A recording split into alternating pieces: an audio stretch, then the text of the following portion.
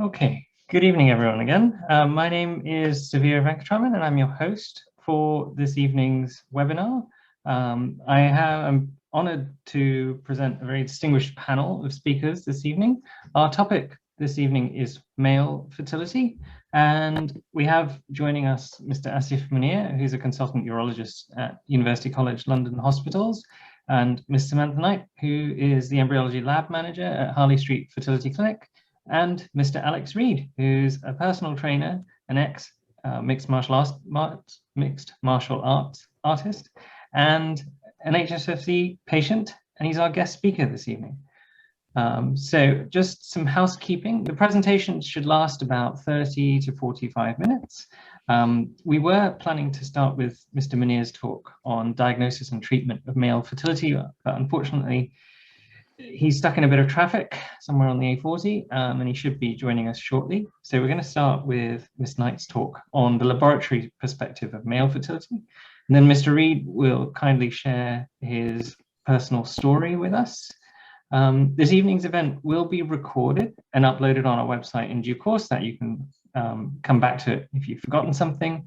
We will have a Q&A at the end, and you can either raise your hand to ask a question or submit questions via the Q&A function on Zoom. If you want to stay anonymous, that's no problem. You don't have to say your name, and your camera will be off so no one else can see you. So without further ado, I'm going to hand over to Sam, who is going to start with the laboratory side of male fertility. Thank you, Sam. Thank you, Severe. Okay, so we're going to talk about the lab side of male infertility. About 50% of fertility patients are affected by male factor. Can I have the next slide, Severe, please? Okay, so I believe the NICE guidelines are, if you've been trying naturally for 12 to 18 months, then you should seek some advice from either your GP or have fertility testing. Okay, and we're going to talk about all treatments from trying naturally to the procedures called ICSI and IMSI. Next slide, please, Sophia.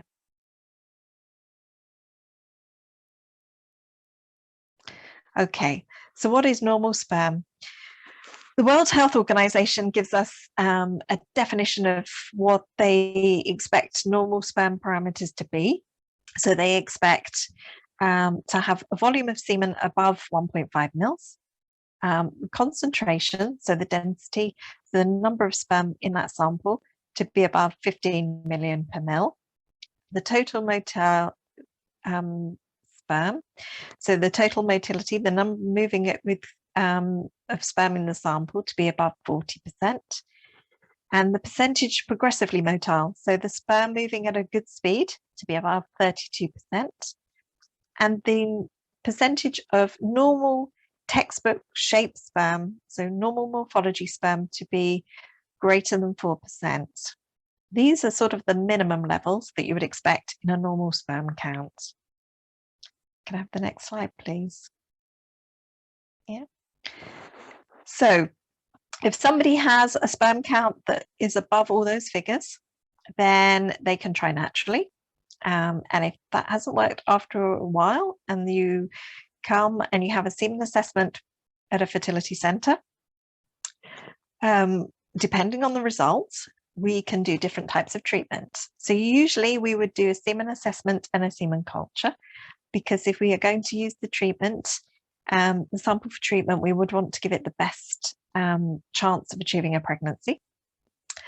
So the next step up, so the least invasive form of treatment would be something called intrauterine insemination.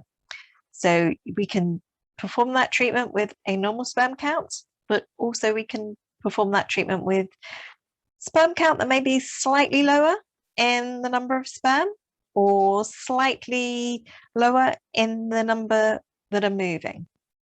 Okay, but a relatively normal sperm count. The next form of treatment is IVF, or in vitro fertilization, which is where we take the sperm sample and prepare it, but the female partner also has drugs given to grow follicles and undergoes an egg collection. and we put the sperm and the eggs together in the lab and let nature take its course and see how many of them fertilize. And then we grow these fertilized eggs into embryos and hopefully to blastocysts on day 5 and do an embryo transfer. So that also can be performed with people with a normal count, and it can also be performed with people with counts or morphology that is normal, but with motility that is slightly reduced. So mild male factor again. Okay. The next form of treatment is ICSI, or intracytoplasmic sperm injection. And this is a more invasive procedure in the laboratory.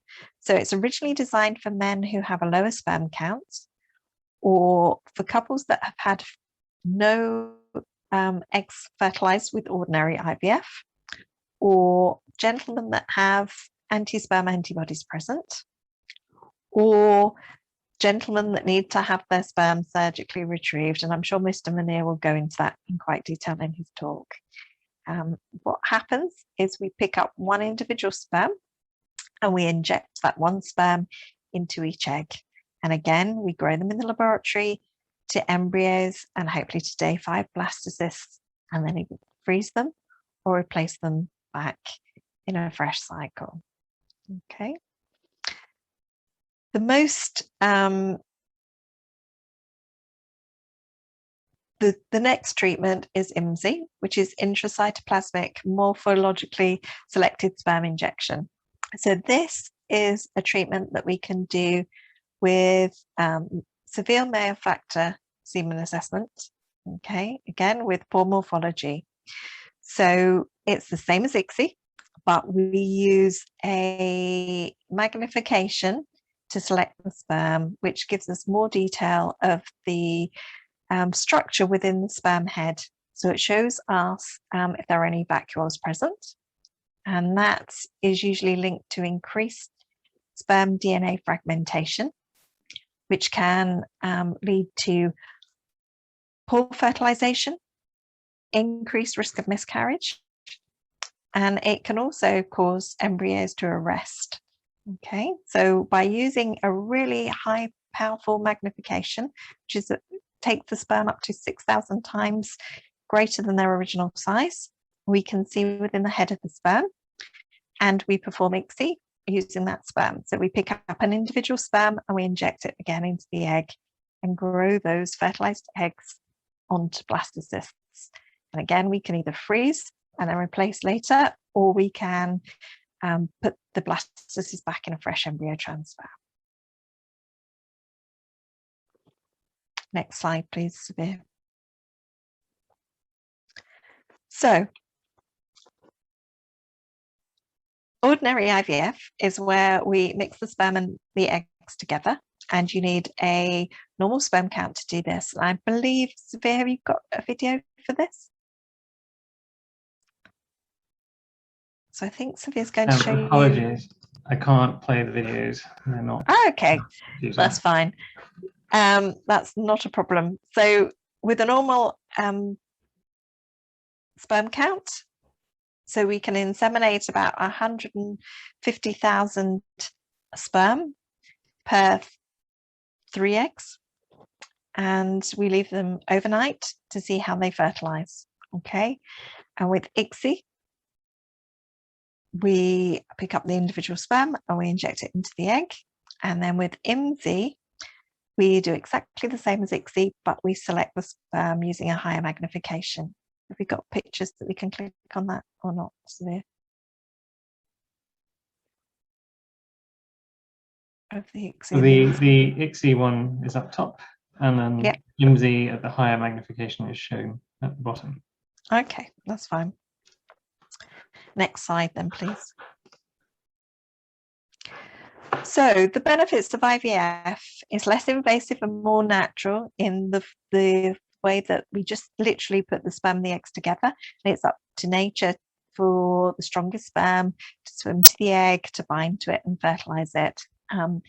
It's better when the egg quality is poor, because it's less stressful on the egg. We just leave the eggs whereas with ICSI, we have to take the cells off of the egg. Can potentially fertilize the eggs that are immature at the time of egg collection. So we mix the sperm and the eggs together, but the eggs, when they're collected, can still mature in culture. So it gives a little bit of leeway as to if we've collected eggs from smaller follicles, they still have the chance to mature in culture and to fertilize. The disadvantages of IVF is that we need good swimming sperm to fertilize the egg. It has to be of a good quality, and it has to have a normal semen assessment to start with. Okay, and if we're performing the treatment cycle using frozen eggs, we're unable to do this with IVF. It has to be ICSI because the zona, which is like the shell of an egg, is hardened during the freezing process. Okay, then with ICSI, it's good when the sperm quality is suboptimal, and obviously it's the method that we use when the eggs have been frozen. The disadvantages are that it's more invasive. We have to take the cells off of the egg to see how many eggs are mature, and we can only inject mature eggs. And obviously we have to pick up the sperm, and we use a very fine needle to put the sperm into the cytoplasm of the egg. It's about the width of a human hair, but it can sometimes cause damage and mean that the egg won't survive in about 2 to 3%. Okay. With IMSI, so that's where we use the high magnification and perform ICSI having selected the sperm. It means that we can pick normal sperm more easily because we are seeing inside the head to see if there are vacuoles. So it gives us a better selection of sperm to use and hopefully increase the fertilization. The disadvantage is it can take a long time to select the sperm, and it is obviously under an intense light on the microscope, so this can cause the sperm to be damaged. Next slide, please. Yeah. Okay, so if you undergo treatment with us, it's all of the colleagues at Harley Street Fertility Clinic that will look after you, and we all work as a team. Okay, thank you very much, Sam. That was, I think we dived in at the deep end of male fertility. I think we did. But thank you, it's very insightful. I think we'll step back a moment and we'll ask Alex to share his journey with us, if you don't mind. So thank you very much. Hey guys, Sam, can you hear me okay? Alex. Can you hear me Yes, okay? we can hear you, Alex. We're fine. Brilliant. Hi, right. So I found that last slide very informative. Listen, I'm a guy, an average guy. I'm reasonably intelligent, I would say, and I've become quite intelligent in terms of fertility, but there's still things that I don't entirely, which guys don't. We don't need to worry about this stuff. This is all the girls' department. Au contraire, you start to realise, hang on a second, I have a child. I work fine. I haven't got any problems down there. Hold on a second. Years of, well, not years. I mean, I've been a professional sports person, and I've pushed my body to the absolute limits. And the stress, I've experimented with performance enhancing drugs. I've even had recreational drugs. But as I'm getting older and having had, unfortunately, we have had 5 miscarriages, me and my lovely lady, who I've been with for nearly 9 years, 5 miscarriages with 7 lost, because 2 of them were twins. We lost 2. We have 2 lots of twins. You really, hang on, what's going on? There's got to be something going on here. Me and my lovely lady want nothing more than to have a mini read. So we went around the block with different fertility clinics, and didn't really. We also did 3 rounds at. Please, Severe, you can jump in because I do remember you're going to help me with my knowledge. My missus tells me off many times when I get the wrong facts. I get confused, and this is a guy thing, I guess, because we don't need to worry about babies. Well, this is the thing we do. Well, worry is the wrong. Well, I'm going to go back to worrying, but where was I? Guys and Thomas, wasn't it? It was another clinic, let's say, right? Guys and Thomas. Well, that was on the NHS. We had a couple of rounds with Guys and Thomas, and then we tried with other clinics. And what's going on? Why are we were getting to around the most we got to was 8 weeks. On average, it was 6 to 8 weeks.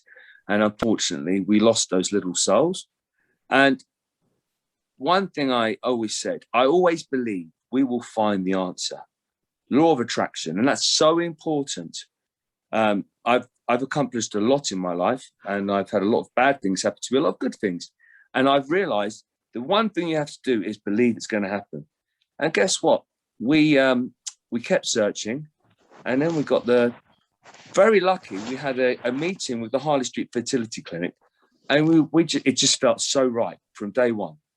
So friendly. I could be myself. I felt actually for the first time, especially for the guys, and I don't know, I haven't seen how many guys are watching this. It's normally, let's have a look. I can't. Hopefully there's quite a few guys. It's a girl thing. Guys don't really pay much attention until it's not our problem. Well, hold on a second. It's a joint challenge to bring a soul into this world, and we're 50% responsible, and especially when it comes to sperm health. So I started to realize this, and I felt at Harley Street Fertility they cared about what the guy thought, and I thought that was such a relief. Hang on a minute, because after 7 miscarriages, I started to feel less like a man.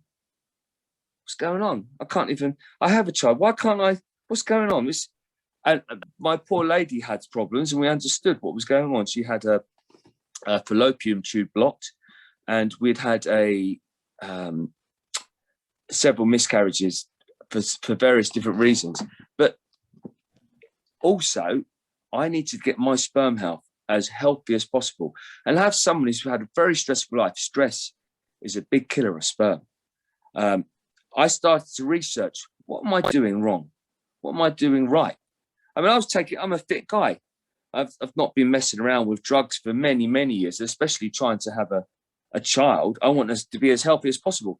But I would take very strong supplements you could buy in health food stores, Chinese medicine, Ayurvedic medicine, thinking this would be great. Yeah, it's great for your muscles, great for your mind, not necessarily great for your reproductive organs. So I had a test in a different fertility clinic in November of 2018, and they measured my semen, and my semen was 20,000. Sorry, Sabir, I haven't checked the slides. If you can go to that slide, but this was then I had my semen tested. I don't know when the exact date of this was. Does it say? It doesn't. This was this. Yes. So Alex, this was in December 2019, but I think you said you had a test a year or two before that. Was that right? No, I had a test. I had a test 6 months before that, and it was 20,000. I got the date wrong. It was around summer of 2019 at the other fertility clinic, and it was 20,000. I was like, that is infertile. Samantha, what did you just say that the normal range should be for a man to have? So the normal range should be above 15 million per mil. I was 20,000. I was like, whoa. I was like, this is not good. But I was like, right, okay, positive mental attitude. We can work. I'm still in the game. There's still a chance. I started researching. What was I doing wrong? What was I doing right? I was taking supplements like ginkgo biloba, which is a Chinese medicine for my mind, to make you sharp, but it's terrible for down there. I cut out all of the bad things. I was having saunas, hot baths, training, taking so much caffeine. Caffeine was my drug of choice. So, I mean, terrible for semen. So I cut out all of those things. I started praying. I started to relax. I started to do more Tai Chi, yoga, rather than, I thought, okay. And my diet is normally 80% good, 20% bad. Yeah, you've got to live a little, a bit of chocolate here and there, eat things that are a bit more processed food here or there. But when I saw in my my semen, when it was only 20,000, I thought I need to do something about this. It was around just before this date, it was December. Is that December? Yeah, yes, 17th December of December. 2019. I don't know when we came to. I think it was about a month or two before that. We were flirting with going to the Hard Street Fertility Clinic, being very desperate. God, what am I going to do? We've got to sort this out. I mean, Nicola, my lovely partner, had her challenges, but all of a sudden, it's all me. All this weight on I'm the one, because I'm the one who's have all these miscarriages. So we had a semen test, and I spoke to Dr. Venkat, and I told her I was very impressed because my semen had increased from 20,000 to 80 million in around 6 months. That was like, wow. And I told Dr. Venkat I was studying herbs and things I should and shouldn't take. And she said, just keep doing what you're doing. Because the thing is, the other clinics were telling me not to take these things. But I was doing my own research. I was like, well, in peer-reviewed studies around the world, it says that this is good for you, this isn't good for you. And the other clinics, they wanted to take so much control. They were like, no, you shouldn't take that. And I said, I went to hell with that. And I spoke to Dr. Venkat, and she said, look, if you've increased your semen from 20,000 to nearly 20 million in 6 months, carry on doing what you're doing. And then the next slide, we go back to that one, it increased to 79 million in, was February. So that is with cutting out hot baths. I loved hot baths, saunas, cutting down coffee. I would still have a coffee, but maybe one or two a week. I was taking all of these Ayurvedic herbs, Chinese medicine, certain vitamins, and the thing is, I've done all these hard, extreme pills and potions to make myself stronger, faster, better. All good for this, but not good for down there. And Nicola, my wonderful partner, she has a company, and it's called IVF Chasing Dreams. And she was selling these fertility supplements. And I looked at one of the supplements she had. I can see if I can get it up here. It's this one, if you can see it. It's called Bud. It's male fertility. It had 60% of the products I was actually taking. I was like, all in one go. So I actually doubled up the dose, which it says take 2 tablets a day. I was taking 4 to 6. And, the other benefit, because it wasn't just my semen, which was improving, because my semen was weak. They weren't going in the right direction.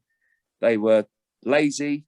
And there was only 20,000. I got it to 19 million, and I got up to 77 million by taking this product, by not having hot baths, not drinking so much coffee, by praying, by being happy and being positive thoughts. Always the law of attraction.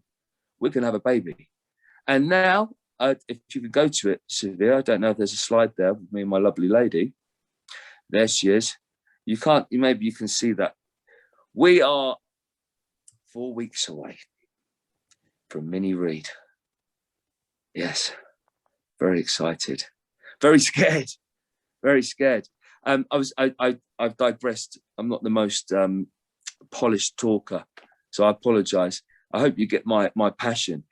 But it was something else, from feeling so down, not like a man, to having the support of the Harley Street Fertility Clinic.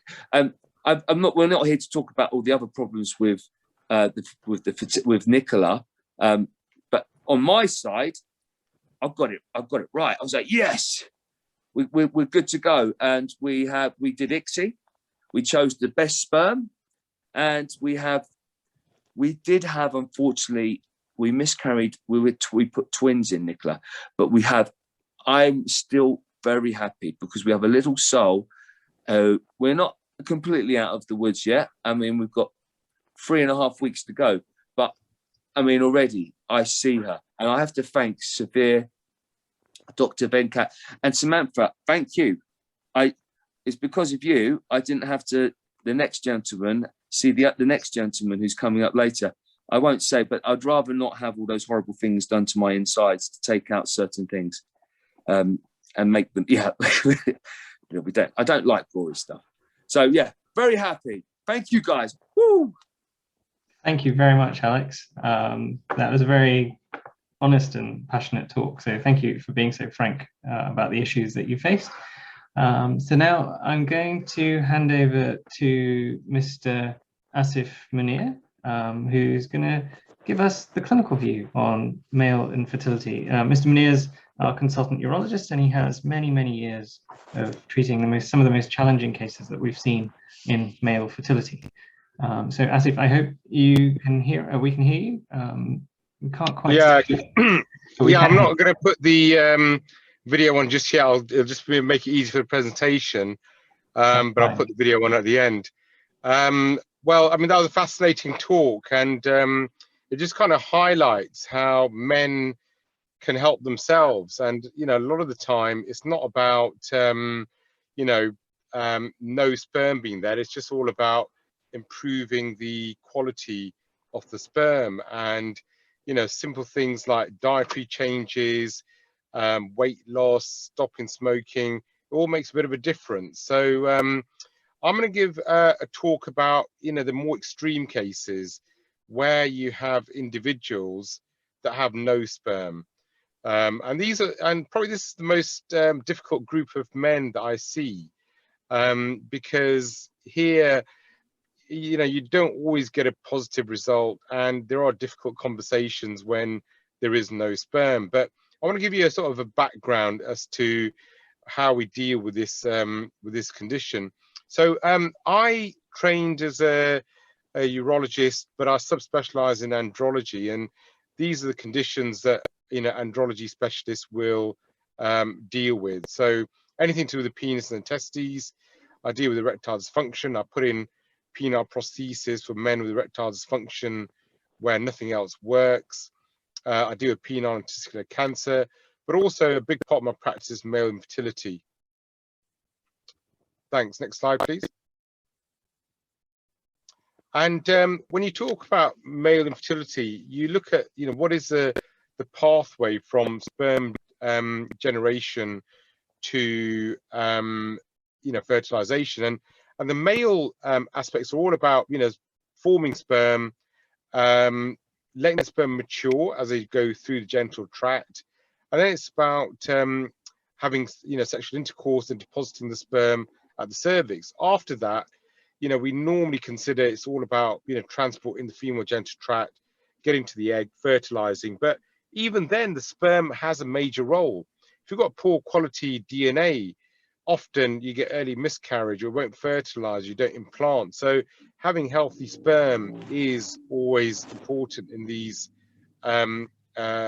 situations. Thank you, Sylvia. And this is the genital tract here. So as you can see, sperm generation is in the testicles. It then matures in the tube, which is on the back of the testicles, and then it goes through the vas into the pelvis and out near the prostate as to the area that we call the ejaculatory ducts.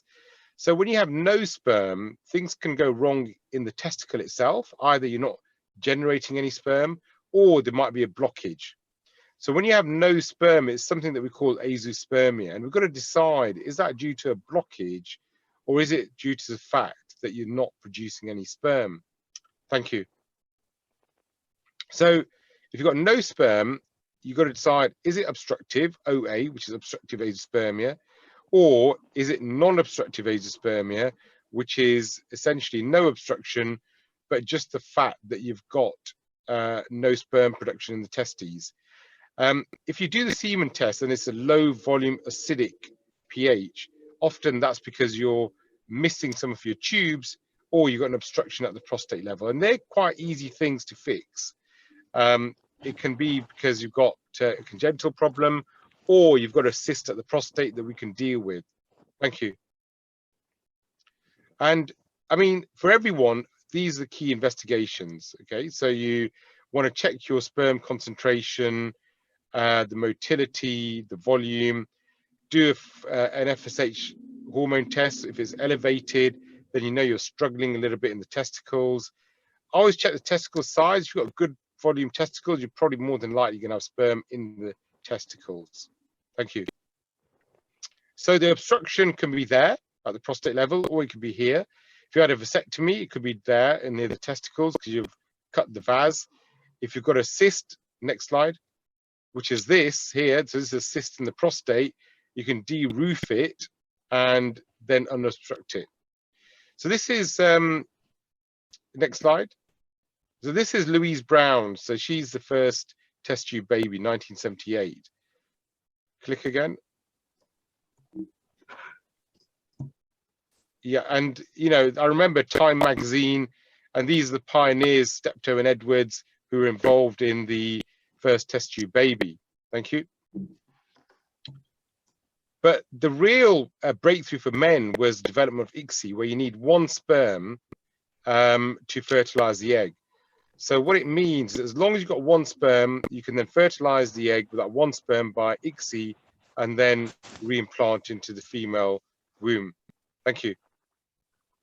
So that's the game changer for non-obstructive azoospermia. So 1992, where as long as you can find one sperm, you can fertilize the egg, and you may then be able to have your own biological children. And it was, just click again. It was a real game changer for those who have got cystic fibrosis, those who've got Klinefelters, those who've got Sertoli, all these conditions where normally you'd never have any sperm in the ejaculate.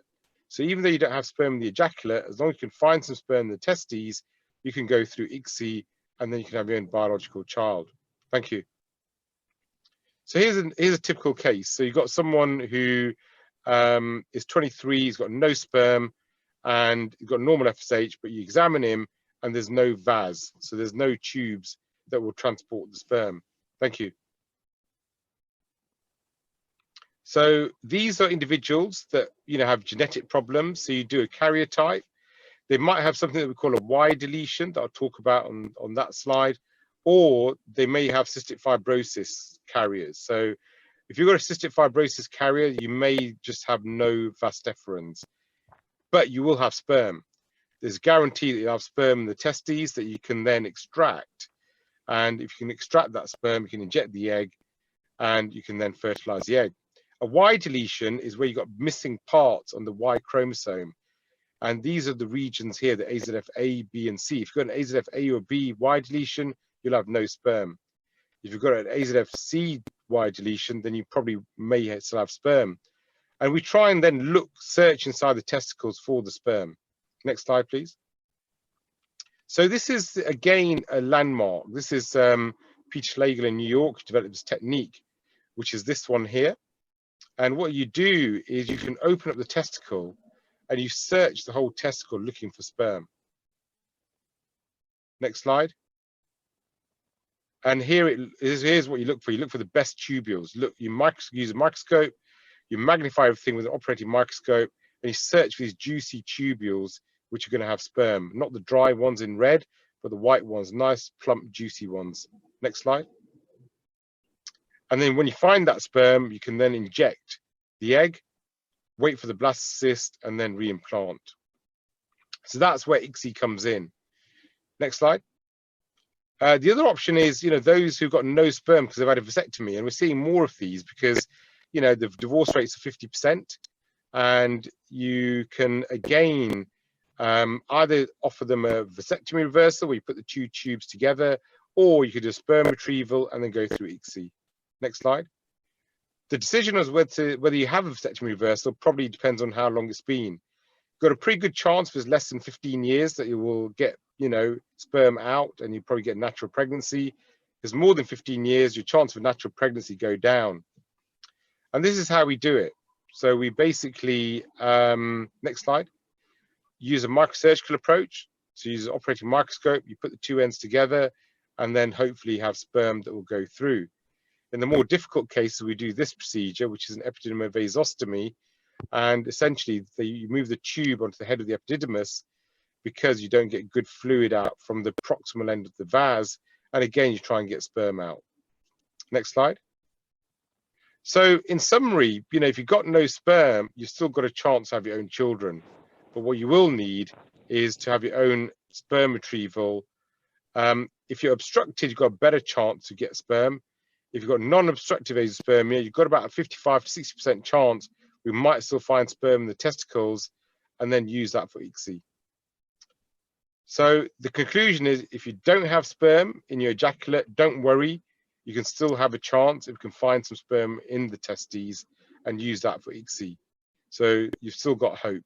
Next slide. That's my contact details, or you can get more information from our website, or you can follow me on Twitter.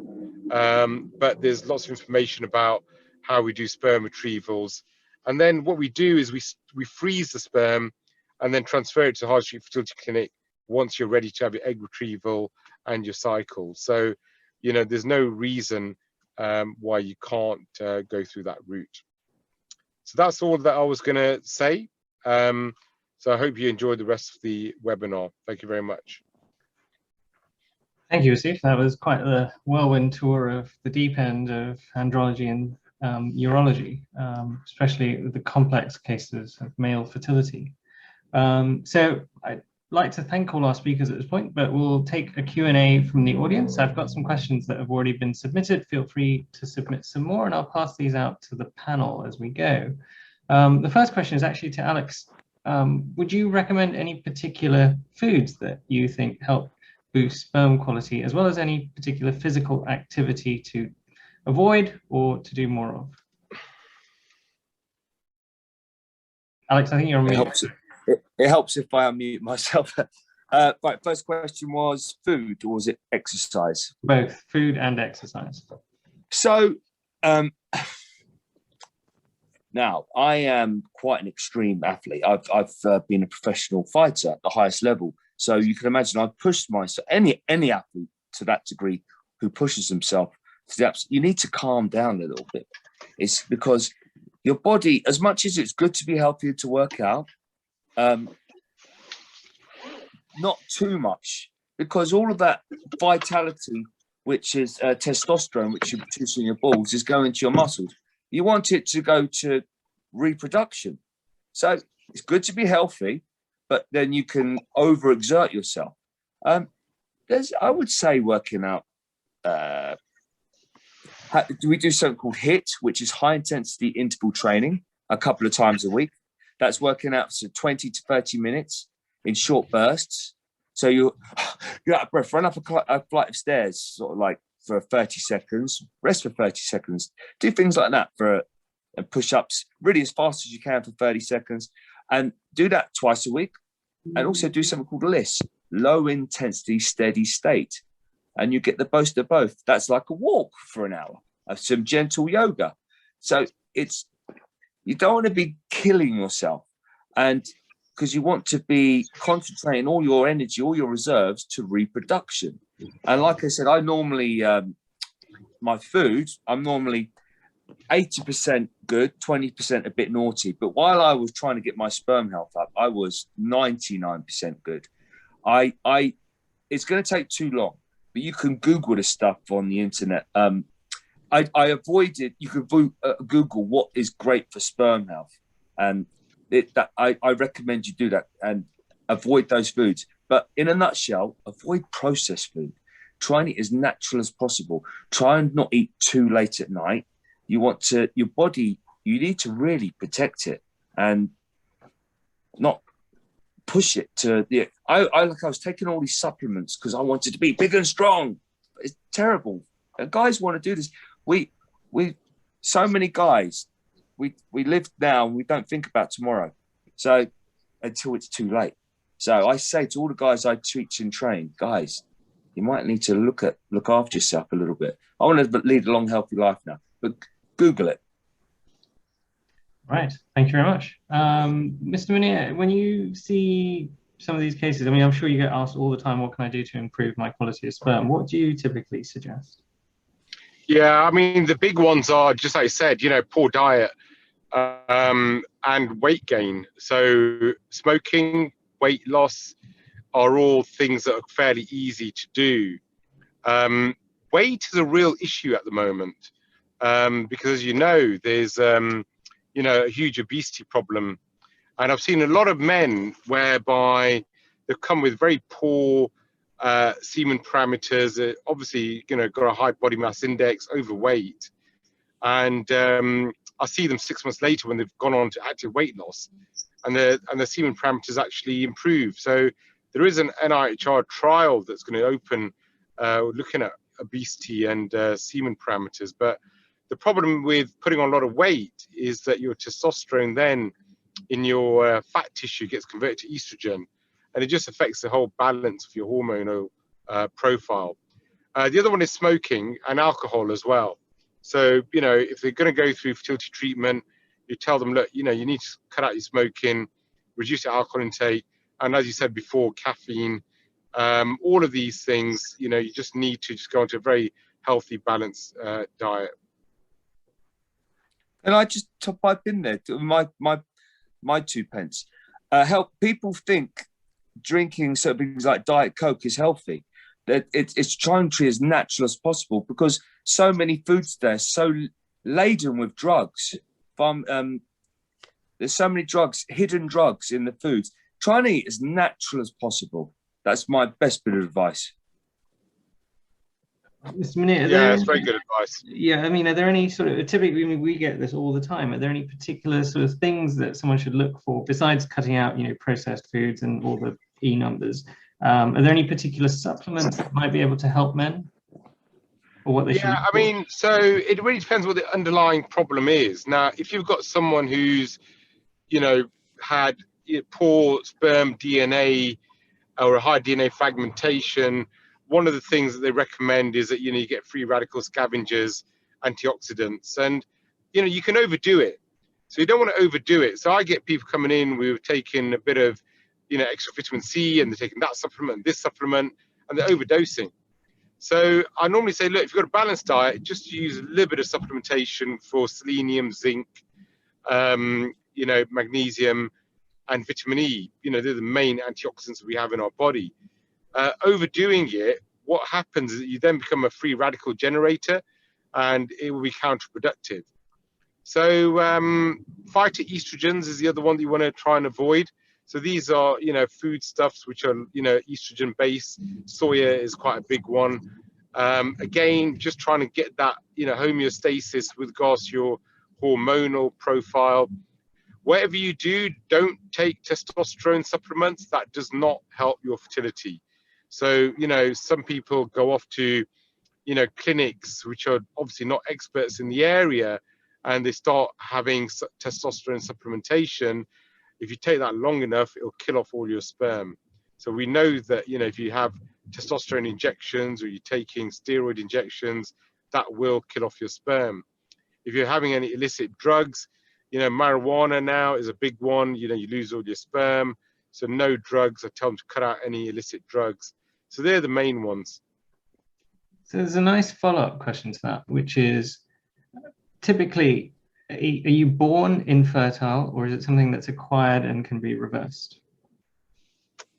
Yeah, that's a good question. So obviously the acquired ones are things like, you know, you've had a vasectomy. That was your own choice. Acquired ones are you've had a STD and you've blocked your epididymis, but you should still have sperm in the testes. The conditions that we get where you've got non-obstructive azoospermia due to either you've got a Y deletion, or you've got something like Sertoli Saloni or maturation arrest, which are clinical conditions where you don't get sperm generation, they are more than likely going to be an in utero hit whilst you're a baby in your mother's womb. There's been some kind of, you know, either an environmental or a genetic hit, and unfortunately, there's been some kind of gene deletion somewhere along the line. There's 2,000 genes involved in sperm production. One of them's gone a bit haywire, and you've ended up unfortunate and you're not producing any sperm. One of the problems that we're finding is that a lot of these are what we call autosomal recessive. They're genetic hits whereby, you know, there's a gene deletion on your mother's side, one on your father's side, and unfortunately, when they come together, the offspring get affected.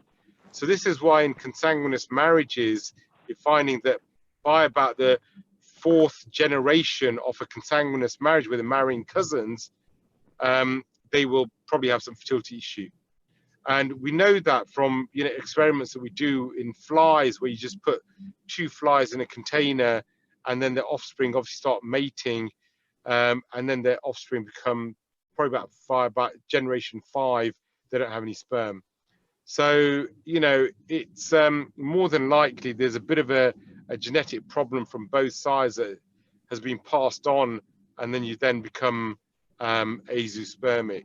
So yeah, unfortunately, a lot of the people I see, I say to them, look, it's not your fault, unless you've had, drug abuse, or you've had mumps or something like that. You've got a genetic hit in most cases. Thank you. Sam, the next question is actually probably more up your alley. What is sperm DNA fragmentation, and how is it useful? Is it useful? Sperm DNA fragmentation is when the strands of DNA inside the sperm have been broken or snapped. So it can be caused by all the things Mr. Muneer's just talked about. So it can be caused by infections. Basically, it's to do with oxidative stress. Okay. All the things that Mr. Muneer and Alex have been talking about is to try and reduce sperm DNA fragmentation. Sperm DNA fragmentation, as we said earlier, can reduce the fertilization rate. It can therefore also cause embryos to go into arrest and not reach the blastocyst stage. Okay, so everything that everyone's been talking about today is to try and reduce the sperm DNA fragmentation. And if we can do that, hopefully we can increase fertilization and decrease miscarriage rates. Thank you. And I think, Mr. Muneer, you covered this, but are there any other tests that you would normally carry out to assess sperm health if a couple have been trying for quite a while? Yeah, I mean, you've got to look at risk factors. And like you said, this concept of DNA fragmentation is fairly new. We're looking at it a bit more because there's more amenable tests. So if someone, say, for instance, had recurrent miscarriages or failed ICSI cycles or IVF cycles, and they've got reasonable semen parameters, if they've got no varicocele, which is dilatation of veins in the testicle, you may offer them a sperm DNA fragmentation test, see whether there is a high DNA fragmentation. And what I normally tend to do is say, look, if you've got a high DNA fragmentation and you've had multiple failed cycles, you might want to think about sperm from a different source. You might want to think about testicular sperm rather than ejaculated, because the DNA in testicular sperm is a lot more compact, so it's a bit more resistant to free radical injury. The other thing is that, having a high DNA fragmentation doesn't automatically mean that you're going to struggle. Because say, for instance, you've got a younger partner, your partner is, say, 23, 24. So your partner's hyperfertile. And so the egg can repair the DNA. So, you don't have to worry that, oh my God, I've got high DNA sperm fragmentation and, I'm going to be infertile. That's not the case. So every couple are going to be unique. So it's not an automatic given. But if your partner's a little bit older, for instance, the repairing ability of the egg isn't as good.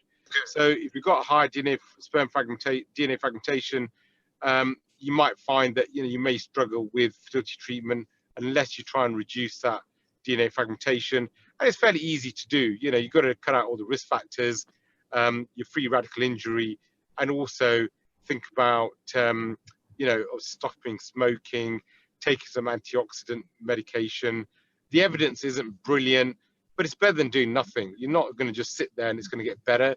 You might as well use something. It's cheap and cheerful, and you might improve the overall health of sperm before your next cycle or for natural conception. And you get good results with these, so it's better than taking nothing. Excellent, thank you. So we've got a specific case actually where someone said, I had a miscarriage recently. My husband had a semen analysis which showed gelatinous bodies and low sperm count, morphology displaying high abnormal forms, mainly mixed head defects. Everything else was normal. Sperm, parameters were good, and they displayed rapid progression. what would you recommend in this case? I'm going to ask Mr. Muneer and Sam, if that's okay. Yeah, I mean, the issue is, what is normal?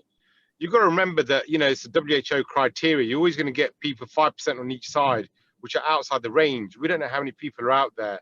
They've got the same kind of parameters as those and have had no problems, conceiving. So, the abnormal forms, they're often very subjective. You've got to look at, where are the defects? So if you've got 100% abnormal forms and got piriform heads or, some kind of defects, then you know that you may be struggling. And you've got to start thinking about, well, we've tried for, X number of years, or you've tried, intrauterine insemination. Is it time to try, something else because it's not working? So, the thing is that you've got to remember that 90% of couples, you will be able to conceive within 12 months. If you're still having problems after 12 months and you've got parameters which show you've got sperm, you're going to have to start seeing, what's the issue here? Because the longer you leave it, the more difficult it is. So in a case like that, I'd make sure that, you have a repeat semen analysis in an accredited lab with, a good, technician that will interpret it. Because if you do your tests in 10 different labs, you get 10 different results. So, you need to make sure you can understand, where are the defects? Is it going to be possible to conceive naturally? Is there some kind of heat stress here? Or do you start thinking about assisted reproduction sooner rather than later? Thank you. Sam, is there anything you'd like to add on that? No, not really. I mean, unfortunately, 1 in 4 pregnancies in the UK ended in a miscarriage.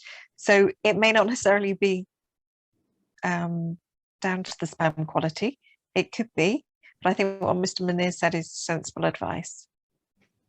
Thank you. And Alex, more from a personal point, I mean, you've been through this yourself, you and Nicola.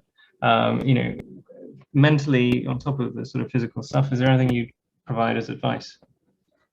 Yeah, from someone who was like, this isn't a problem, to all of us, oh my goodness, this is a big problem. I'm not going to have a baby with Nicola. I need to sort this out. You start to research, and I'm not a doctor, and I wouldn't say I'm an expert, and I'm listening to what you guys are saying, and I'm it's interesting. I've done my own research, as you said. I can't believe I managed to increase my sperm from 20,000 to 77 million in just over 6 months, without that thorough homework. And I'm like, so I was slightly intrigued. Let me just get rid of that. That's my lovely partner calling me.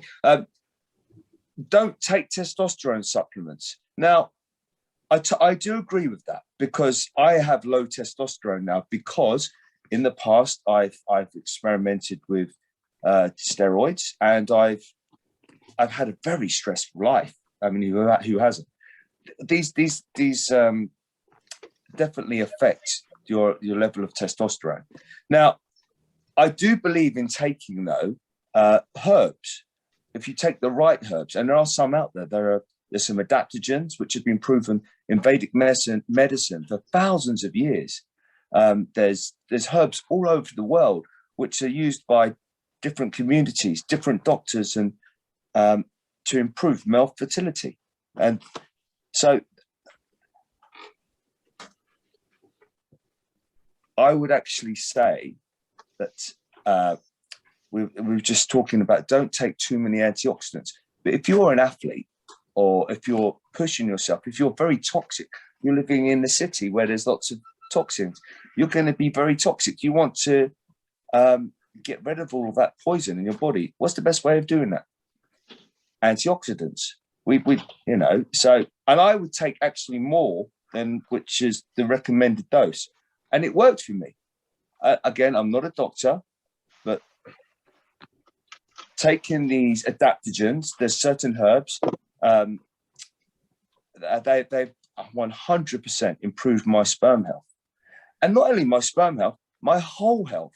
I now feel healthier, like I'm going to live longer, which is it's all very well, guys, having a baby, but we want to live a long, healthy life for the rest of our lives to provide for our baby. So, yeah, I'm all about adaptogens and antioxidants, and maybe taking a bit more than the recommended doses. So that might be contradictory, but then you have to look at me. I've absolutely pushed my body to the absolute limits, and I'm surrounded by it in a toxic environment. And I don't mean emotionally, I mean literally toxic with the fumes and pushing my body, eating the bad food. So I wanted to heal myself. Thank you. I think that's a good personal response, and everyone is slightly different, so we have to take these things on balance. And the last question is very, I think it's very apt to conclude with. If I can ask Mr. Muneer and Sam what you've both seen. The question is, how have you seen COVID to affect sperm or male fertility on a broader note in the past year or so that we've been living with this? Mr. Muneer, if I can pass this to you first, please. Yeah, no, sorry, I just typed the answer. It's an interesting question because, people were worried about COVID, long COVID, are they going to be infertile? And we were unsure originally whether COVID transgresses the sperm blood barrier and, the testes blood barrier, because, as you know, the sperm are protected from the rest of the body, because if sperm get in contact with the blood, then what happens is you get antibodies to the sperm. So the question was, can it transgress? And early on, what was happening in Italy and in countries where COVID hit sooner rather than later, they were doing post-mortems, and one of the post-mortems started looking at COVID in testicles, and they did find that you get coronavirus going into the testicle. We did a couple of articles about placental, transplacental spread. We did a couple of articles about sperm quality.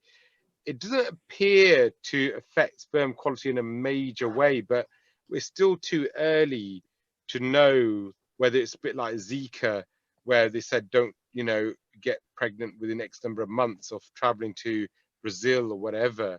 So at the moment, we haven't seen any untoward effects. There's still deliveries happening. There still doesn't seem to be any obvious detriment, because it is a coronavirus, and what you have to remember is that influenza is a coronavirus, and people still when they get flu are able to conceive, etc.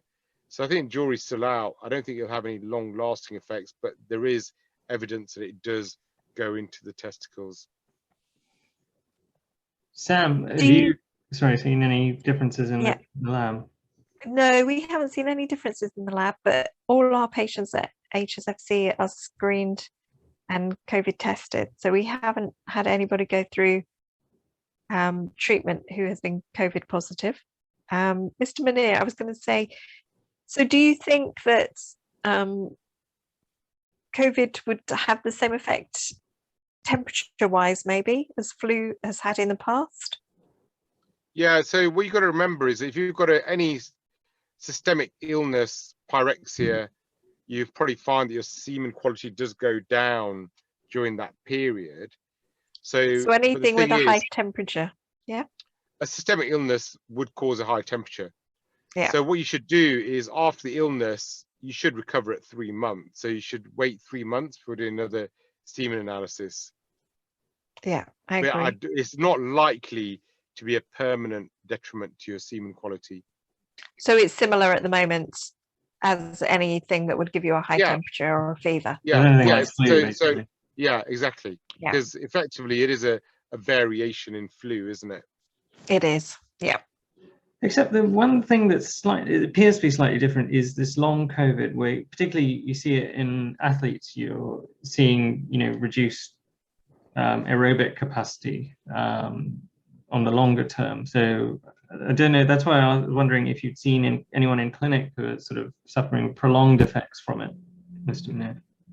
What, prolonged effects of COVID? COVID, yeah. Yeah, no, we're seeing long COVID all the time now, and there's special long COVID clinics. I see them because they develop sexual dysfunction. Okay. They get loss of libido, erection problems, but I don't see them because they're having fertility issues yet. But then again, you don't know whether they're trying. But there's definitely long COVID that does occur. But I guess if there's if there's loss of libido and sexual function, presumably it might impact the in due course. Yeah, it might impact because obviously not having enough sex. So it'll be like a secondary effect. But whether, I mean, again, like I said, the data will start coming out where we look at what's happening to semen quality in patients who've got long COVID. So these are those who've now recovered, they're getting their libido back, they're getting a sexual function back, but now they're finding they can't conceive. The difficulty is that you won't have any pre-COVID semen tests on them. Yeah. So we have to see what the changes in their semen parameters as time goes on. Is there a progressive improvement or not? Then you can then attribute it to a direct hit during COVID and a longer recovery. Excellent. Well, thank you all very much. Oh, Mr. Muneer, I've got a question. Maybe you know the answer or you don't know the answer. I think I read somewhere that testosterone in men is statistically going down. We have less testosterone than our forefathers. Is that correct? Is that something to do with the diet? Or is that a myth? Oh, is this something and not just testosterone, male fertility? Are we having less children now than we have done? Is this something to do with our environment and the poisons and the food and the way we live? Yeah, no. So it's interesting you mentioned that. So there's this whole concept of endocrine disruptors in the environment. So these are phthalates, these are plastics, these are things which are being put into the environment, into our water. You can get all conspiracy theory with the chemtrails and all that stuff. I mean, I don't know about that, but I mean, people ask me about this, and So there is a definite decline in semen parameters over the years, over the decades, because there are now Scandinavia. So Scandinavia have the best data collection when it comes to healthcare. They have registries for everything. So you look at testicular cancer outcomes, you look at any statistics, population-based statistics. Scandinavia is a place to go. And one of the things that they've done, particularly in Denmark, is look at semen parameters over the decades. And decade on decade, the parameters are going down, and that's been statistically proven. They're not so far to the extent that we're going to become extinct, but they are going down. And one of the theories is that could this be due to endocrine disruptors? Is it because we have testosterone in our water now because there's more supplementation, drugs entering into our ecosystem? That's then ending up in our drinking water. We then drink it. Are we getting phytoestrogens in the environment? So that's all possible. The testosterone is a slightly different matter. I think it probably isn't going down because the Leydig cells, which are the ones whereby testosterone is produced in the testes, is a lot more resistant to damage. So say, for instance, you have chemotherapy for whatever cancer you have, you'll probably lose your sperm, but you won't lose your testosterone. So it's a lot more resistant. So I think testosterone is probably a little bit better protected. What we do find, though, is that there's more and more studies looking at testosterone changes with aging. So there's a European male aging study which shows that, again, as you get older, you get into your fourth, fifth decade, testosterone goes down, but that's all physiological. It's not due to the environment. It's just a natural aging process. But symptomatically, it probably won't cause you any problems. Thank you. Thank you very much. I think it just goes to show that all these things are related, because we're leaving it till later to have children, and we're accumulating all the effects of the generations before us. So it could be environmental, but it's also partly sociological. So I'd like to first of all thank this evening's panel, and I think I'd like to wrap up by saying that we encourage you, if you are struggling with this, to make small lifestyle changes. Get the low-hanging fruit. So stop smoking, maybe cut down on coffee and alcohol. stop recreational drugs, and avoid testosterone at all costs. Oh, damn. So we're saying live like a saint as much as you can. And But come in. if people asking if the supplement, it's this one, which I posted. You can see it there. You got Alex's recommendation on what his magic cure was to improve his sperm count. There you go. But do talk to the experts, because there are a lot of myths and there's a lot of rubbish on the internet. So please do get help if you've been struggling for a while. And just as another needless reminder, please continue to be safe. If you have been offered the vaccine, please go for it. We encourage you to, because it helps protect everyone around you. And our next webinar is going to be on the art of ovarian stimulation. So for people who are looking at IVF or who've been through IVF and wondering why it didn't work or what they can do to improve their chances, we'll have two very experienced consultant gynecologists and fertility specialists talking on that subject, which is on the 9th of July at 7:30 in the evening. So again, thank you very much to our panel. So thank you, Sam, thank you, Alex, and thank you, Mr. Muneer. And I'd like to thank the audience for attending this evening. I hope it was useful, and I wish you all a lovely weekend. Have a good night. See you later, guys. Thank you. Thanks, Severe. Thank you. Bye.